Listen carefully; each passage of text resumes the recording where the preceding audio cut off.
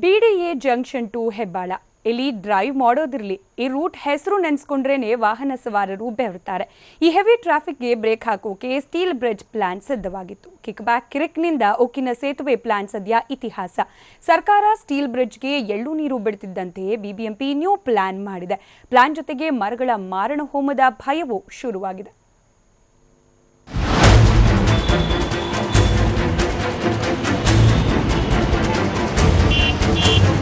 Traffic traffic traffic ಎಲ್ಲಿ ನೋಡಿದ್ರು ಬರೀ ಟ್ರಾಫಿಕ್ ಟೆನ್ಷನ್ ಅಲ್ಲಿ ಸಿಕ್ಕ ವಾಹನ ಸವಾರರು ಅಂಗಿ ಹರ್ಕೊಂಡ್ರು ಕೂಡ ಟ್ರಾಫಿಕ್ ನಿಂದ ಮುಕ್ತಿ ಸಿಗಲ್ಲ.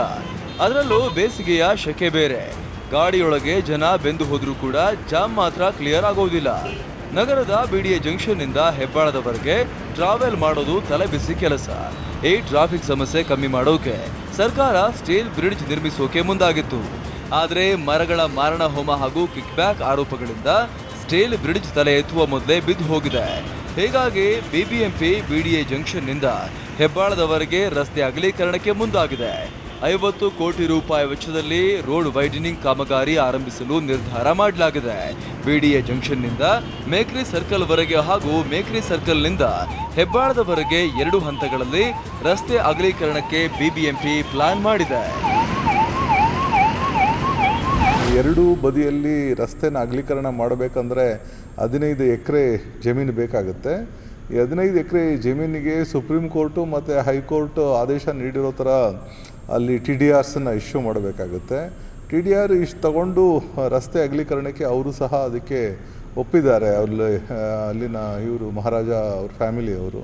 ಸೊ ಅದ್ರ ಪ್ರಕಾರ TDR ಕೊಟ್ಟುಬಿಟ್ಟು ರಸ್ತೆ ಇದು ಮರಗಳನ್ನ ಸ್ಥಳಾಂತರ ಮಾಡಿ ನಂತರ ಅದು ವೈಡ್ನಿಂಗ್ ಪ್ರೋಸೆಸ್ನ ಮಾಡ್ತೀವಿ. ಇತ್ತ ಬಿಬಿಎಂಪಿ ರಸ್ತೆ ಅಗಲೀಕರಣಕ್ಕೆ ಸಿದ್ಧವಾಗ್ತಾ ಇದ್ದಂತೆ ಅತ್ತ ರಸ್ತೆಯಲ್ಲಿರುವ ಮರಗಳ ಗತಿ ಏನು ಅನ್ನುವ ಪ್ರಶ್ನೆ ಎದುರಾಗಿದೆ. ಆದರೆ ಕಾಮಗಾರಿಗೆ ಅಡ್ಡ ಬರುವ ಮರಗಳನ್ನ ಬೇರೆ ಕಡೆ ಸ್ಥಳಾಂತರ ಮಾಡಿ ಅಗಲೀಕರಣ ಮಾಡಲಾಗುತ್ತೆ ಅಂತ ಬಿಬಿಎಂಪಿ ಹೇಳ್ತಾ ಇದೆ.